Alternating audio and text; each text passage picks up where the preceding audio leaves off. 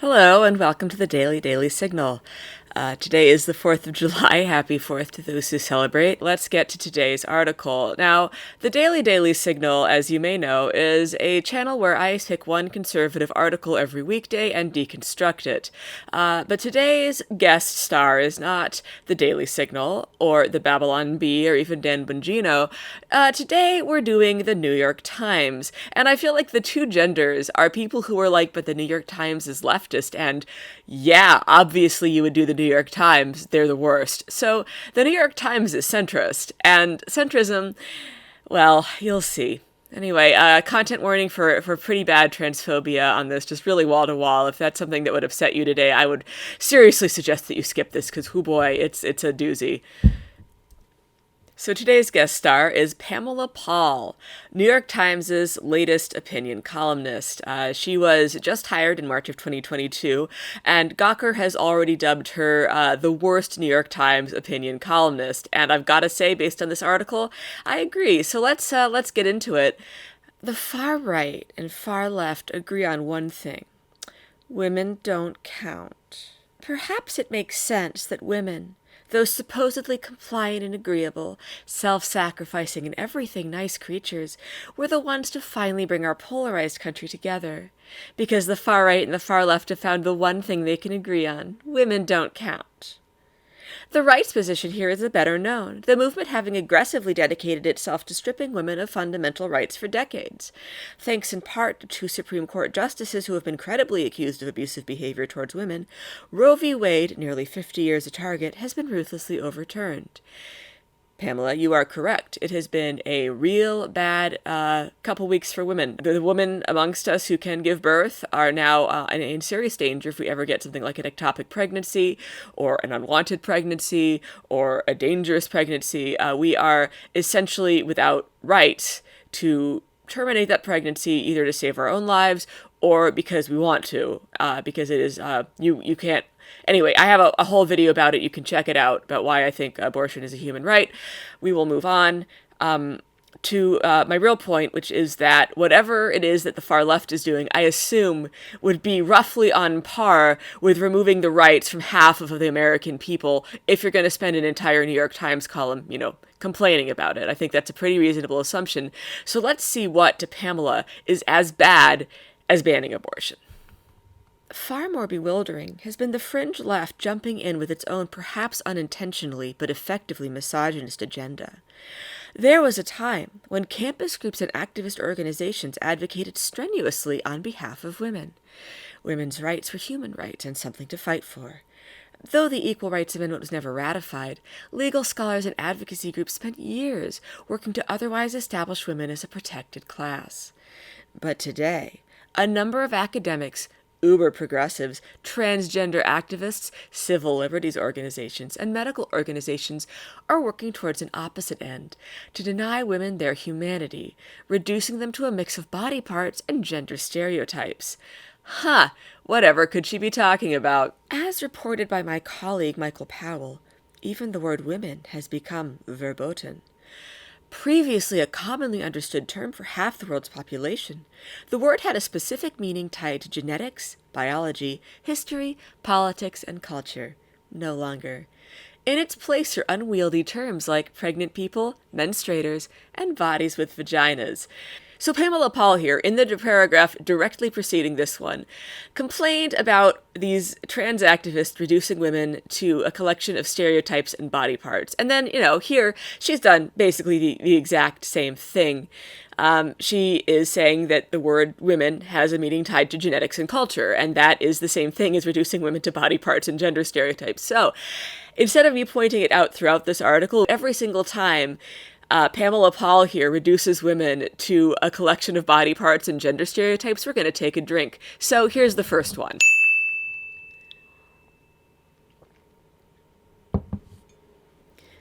Planned Parenthood, once a stalwart defender of human rights, omits the word women from its home page. NARAL Pro-Choice America has used birthing people in lieu of women. The American Civil Liberties Union, a longtime defender of women's rights, last month tweeted its outrage over the possible overturning of Roe v. Wade as a threat to several groups: Black, Indigenous, and other people of color, the LGBT community, immigrants, young people. It left out those threatened most of all: women. Talk about a bitter way to mark the 50th anniversary of Title IX.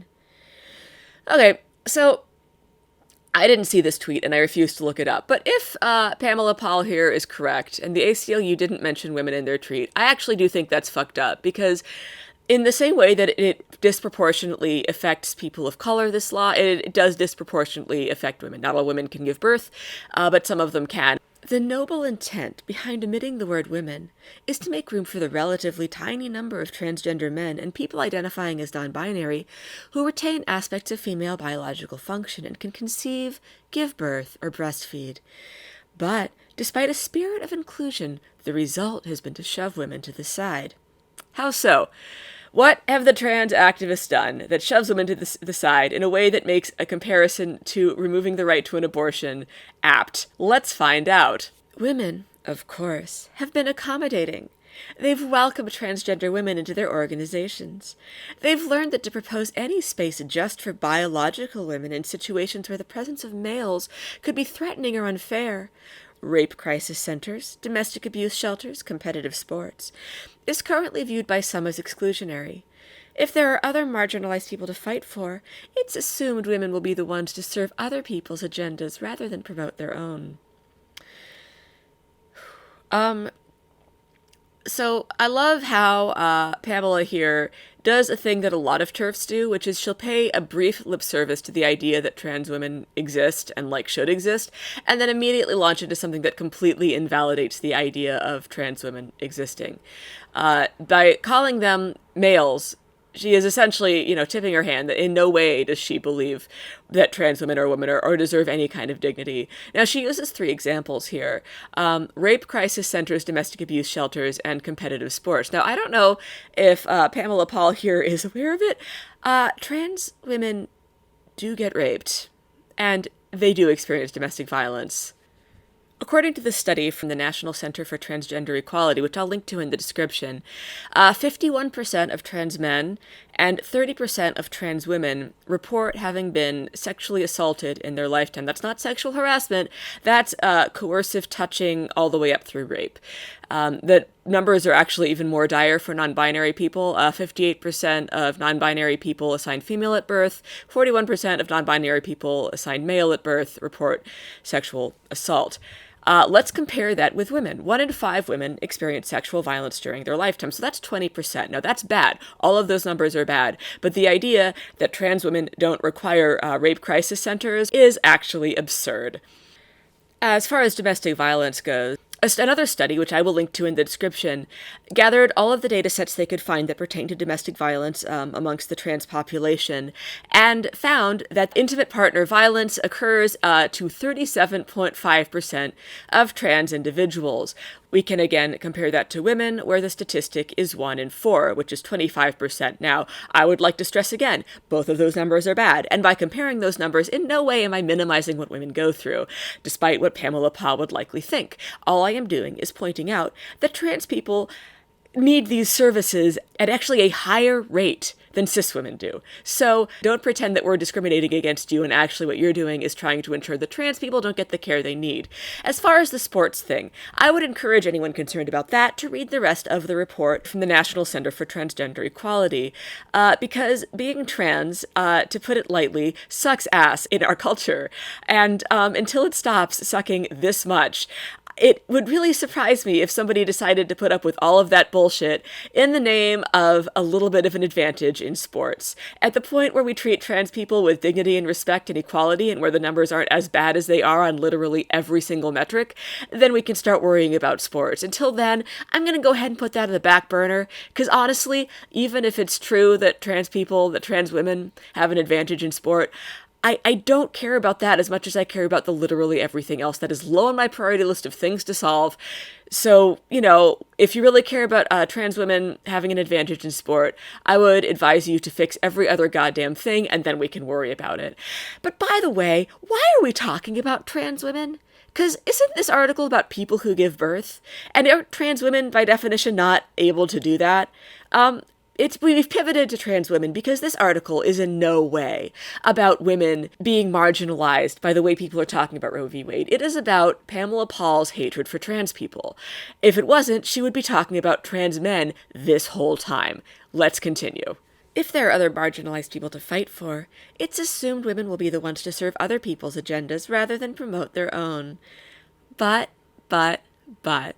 can you blame the sisterhood for feeling a little nervous? For wincing at the presumptions of acquiescence? For worrying about the broader implications?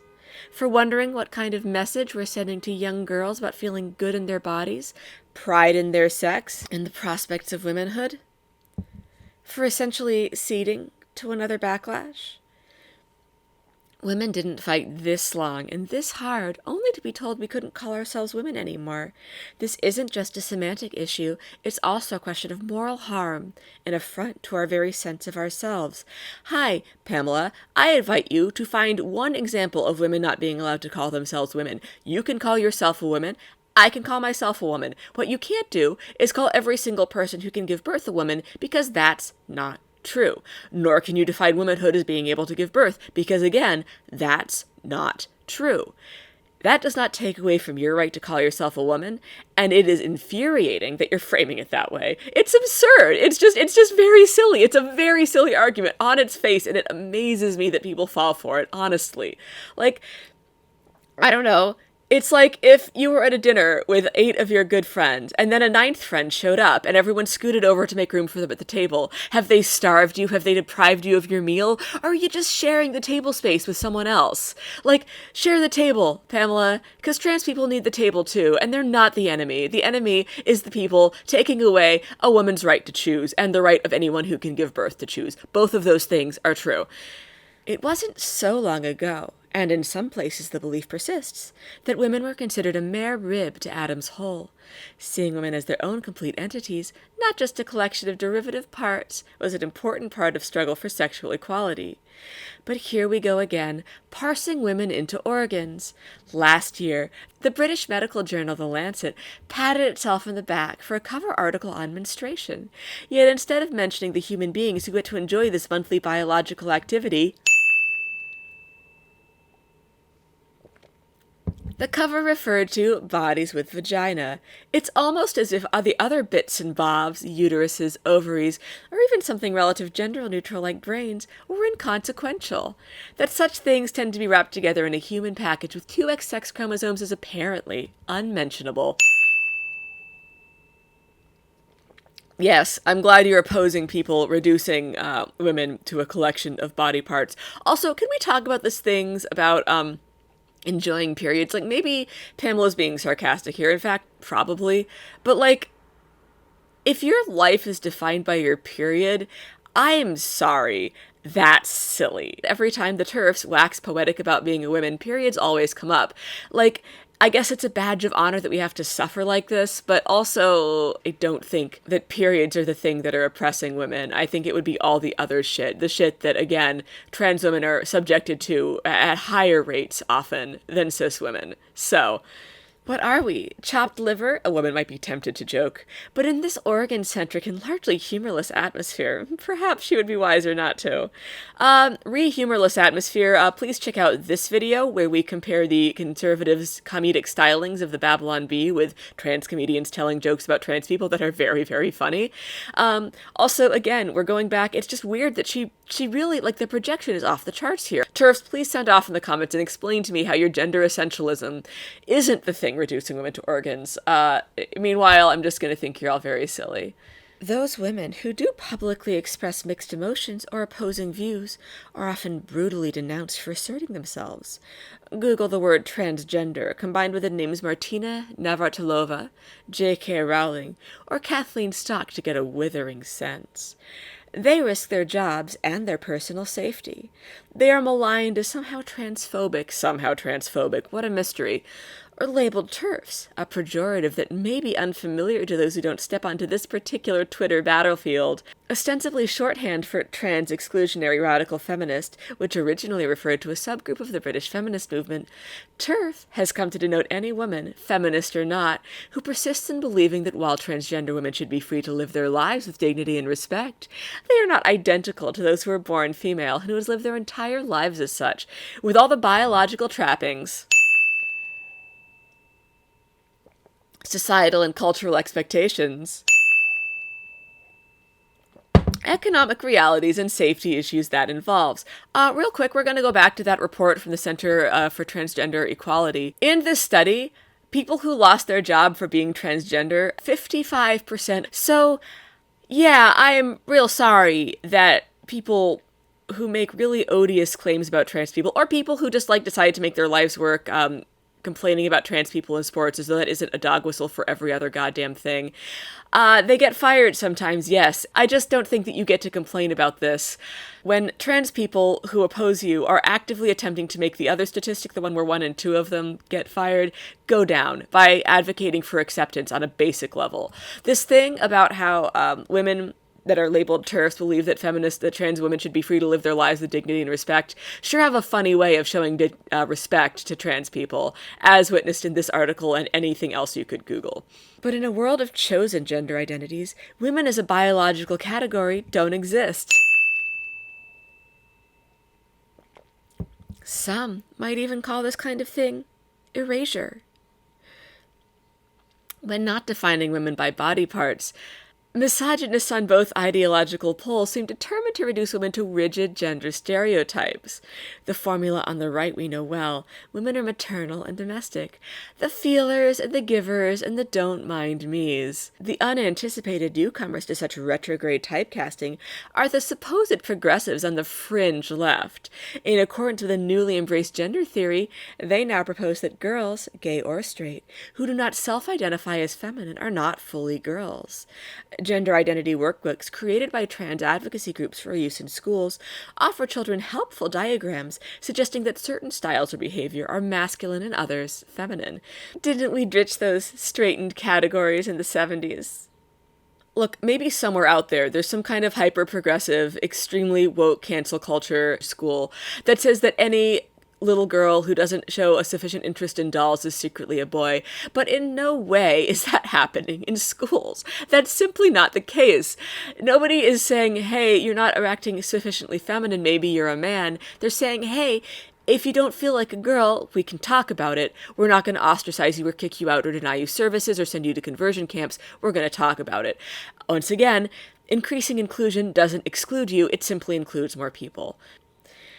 The women's movement and the gay rights movement, after all, tried to free the sexes from the construct of gender with its antiquated notions of masculinity and femininity, to accept all women for who they are, whether tomboy, girly girl, butch dyke, or someone who can't have periods or babies. Oh, sorry, that's not in here. To undo all this is to lose hard-won ground for women, and for men, too. Those on the right who are threatened by women's equality have always fought fiercely to put women back in their place. What has been disheartening is that some on the fringe left have been equally dismissive, resorting to bullying, threats of violence, public shaming, and other scare tactics when women try to reassert that right. The effect is to curtail discussions of women's issues in the public sphere. Pamela, do you really think that trans activists are equally dismissive to conservatives, even if you believe, which I do not, that trans activists are bullying women and somehow removing women's rights by wanting to be included in broad categories? Even if you believe that, can you really look me in the eye and tell me that that is in any way equal to the removal of Roe v. Wade, to the potential removal of birth control, the wage gap, the phenomenon of being taken less seriously as a woman, things that all come from the conservative ideas about women, are equal to trans men asking to not be forgotten in the discussion about people who can give birth since they can. Is it really equal, Pamela? Is it? Is it? But women are not the enemy here. Consider that in the real world, most violence against trans men and women is committed by men. But in the online world and in the academy, most of the ire at those who balk at the new gender ideology seems to be directed at women. It's heartbreaking. And it's counterproductive. So you're kind of making my point for me here, Pamela. Yeah, it's weird how men commit violence against trans women and trans men and also cis women. It's almost like it's the exact same fight, and we'll talk about that at the end of the video. I think that also you need to understand, and we all do, and it's an obnoxious thing that happens, that people will sometimes lash out at convenient targets, like people that they feel like they can reach. Like, it's very hard to lash out at a male rapist because A, it's hard to know whomst amongst us are male rapists until they're actively doing that thing, at which point it is impossible to attack them because you are being victimized by a criminal. Trans people and trans activists do tend to go after the women who carry water for violent transphobes. I am very sorry that you're experiencing internet harassment. If you could stop harassing trans people, that would be super cool. Tolerance for one group need not mean intolerance for another. We can respect transgender women without castigating females who point out that biological women still constitute a category of their own, with their own specific needs and prerogatives. If only women's voices were routinely welcomed and respected on these issues, but whether Trumpist or traditionalist, fringe left activist or academic ideologue, misogynists from both extremes of the political spectrum relish equally the power to shut women up. Bitch, really? Really? No, in no way is that true. Have you, only somebody who has lived in New York their entire life and graduated from Brown University and been wealthy and financially secure forever could possibly compare these two things. Only someone who has never had to deal with a Trumpist or a traditionalist could possibly compare the way trans activists treat TERFs to the way Trumpists and traditionalists treat women. I've had a gun generally gestured in my direction by Trumpists several times. I've been screamed at for 15 minutes by Trump supporters who threatened violence against me. Fuck you for equating that with people telling you that you're being a jerk.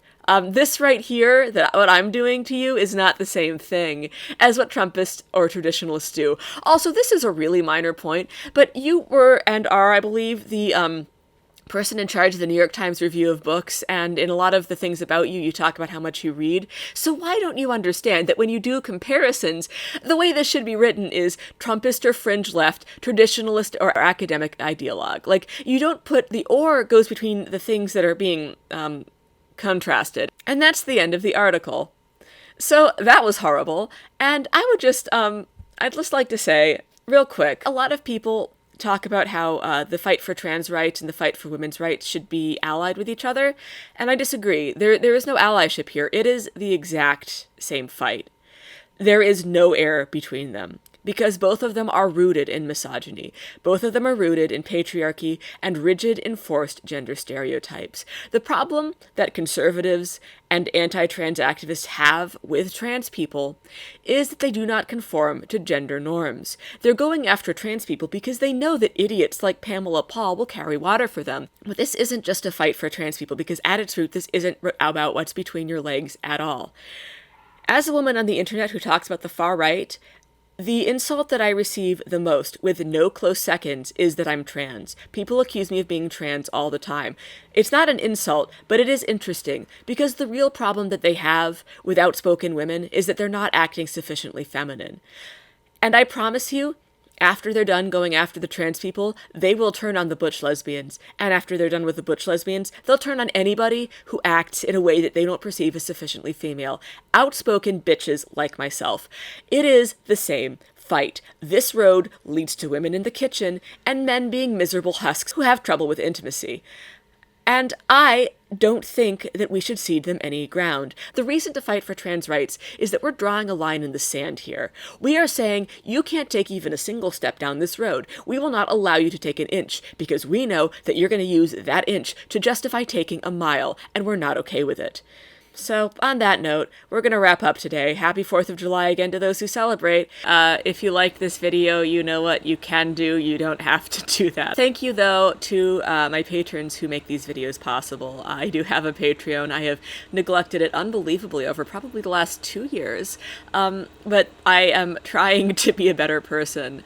So, thank you all for aiding in my bad behavior. A special thanks to Carl Hanna, Stephen Swan, Sue Seifert, Greg Bell, Jordan Jackson, Sandra Elliott, Shaved Ice, Tina Kopolowski, Frederick Keating, Just Trying to Support Shit, Alexander Krigsman, Alexandria Schneider, Benjamin Tepper, Blaine Newport, Brent Schrock, Brian Covey, Clint Alter, Gentira Alert, Jennifer Johnson-Berlis, Jules Taylor, Kristen Bott, Nathan Zika, Paul, Polly, Soren, The Secret Chicken, Walker Brown, Caitlin Johnson, Michael Mataluni, Alex Glowowski, Ben Begley, Elizabeth Brossett, George Decaux, Ginger Nealon, Heather, Joey Reinish, Lindsay Marone, Marvelicious, Mr. Zorak, RR, Tedder, Tiffany Vu, Zeke, Reign of Terror, and Julian.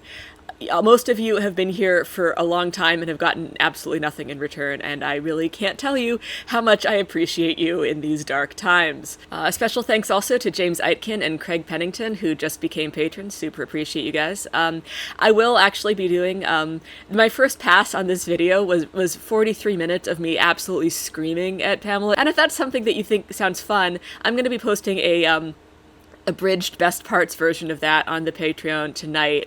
Anyway, everyone have a wonderful 4th of July, and please do remember that anybody who tries to be included in your activism is absolutely silencing you and should be screamed at until they stop. Have a nice day!